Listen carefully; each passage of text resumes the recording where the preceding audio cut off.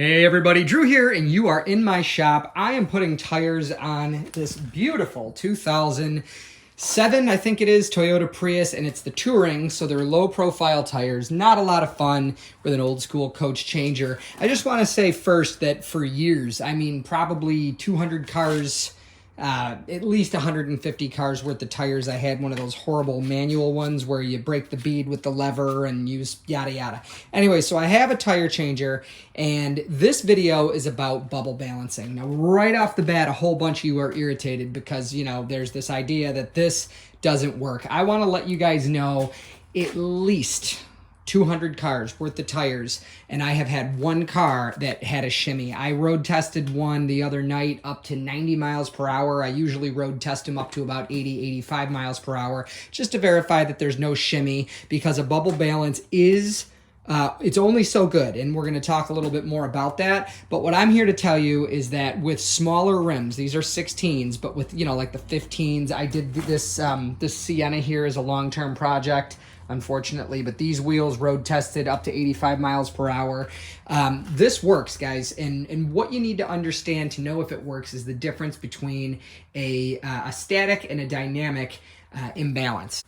So welcome to my pad. The difference between a static and a dynamic imbalance. We're going to call this the static and this the dynamic. So you've got a tire, okay? That's a really ugly tire, but it gets the job done. There's your treads, and here is your axle that it rotates, or your spindle more rather, that it rotates on.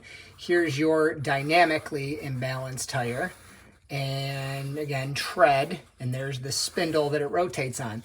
A statically imbalanced tire is going to have a center of rotation that is parallel with the rotation of the physical tire. So the tire is spinning on my pencil, but the weight of the tire is balanced on my pencil now.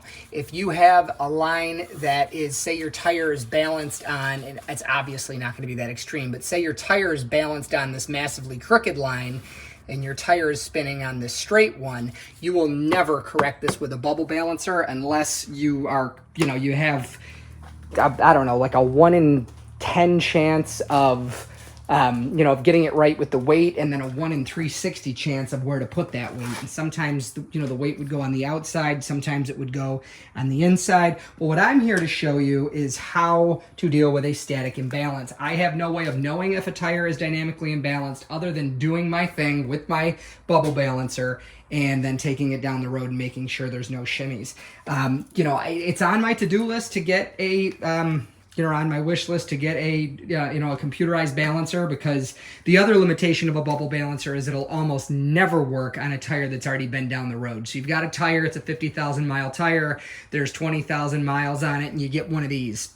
You're not going to correct it with a bubble balancer. This is for new tires. And if you're upset with me because I didn't say that in the beginning, this is still useful content. If you're curious about balancing tires, you need to know this either way. And by the way, if you love it so far, if you love the notepad demonstration, it's a great time for a thumbs up, like, a subscribe, all that jazz. If you're already subscribed, love you guys. Thank you for being here. Little plug for the channel. You know, that's a 54 Chevy truck in pieces. Going to be putting that together. We do tons of JDMs and a lot of Prius content. But anyways, so you've got your tire on the thing. It's important to get it on there straight. You see that little bubble. And if I tilt the tire so the bubble comes toward me and let it go, it's going to keep going back to the same spot if it's reading right. So if I was to take, say, too much weight, and we'll just throw like, I don't know, that's 1.25 ounces right there. If I was to take too much weight and, again, move that bubble toward me and then let the tire go, you see how it stays toward me. But then if I take this off and move it, say, just, you know, randomly that way, and then let it go, it goes back to, and as you can tell, the bubble is pretty close to centered as it is, but it goes back to where the issue is. So this is a very small amount of weight this one needs. You could probably get away without having it at all, but I put a 1/4 ounce there. Now I'm going to tip it in the wrong direction, just kind of randomly, and let it go. And as you see, it returns to where it was, but it's almost perfectly centered. I'm very certain that if I put another 1/4 ounce there, so I'm at a half now total, and I move it so the bubble comes toward me or just in a random direction and let it go. I actually look, so that takes about half an ounce. Let's try that again just to be sure. So we'll go this way. It's just about, you know, putting it, there you go, see? So now it points the opposite direction of my weight, which means I have too much. We'll take it, and you don't ever want to spin this because it could screw up the needle. But there you go. I've taken this, I've taken cars down the road. I've never had a customer come back. This works, guys. So, and I wanted to show you where I always put the weights. You've got to be careful, like on my wife's van, that's a Honda Odyssey. Some weights that if you put them right there, they'll actually scrape my wife's calipers on her minivan.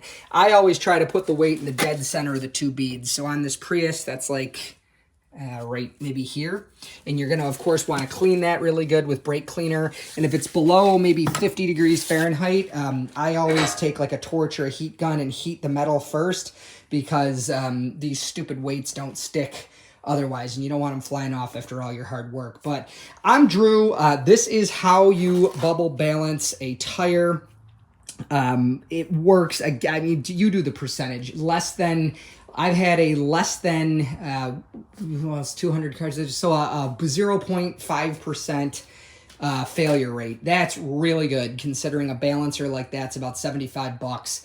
And a computerized one, I mean, used and all the problems that come with it, is at least $1,000. So, like I said, I'm going to buy one. I'm also going to buy a brake lathe. That's another tool that I can get by without, but it starts to pay for itself, especially with our JDM cars from Japan. You know, rotors are more expensive in Japan because they don't have as many like DIYers there.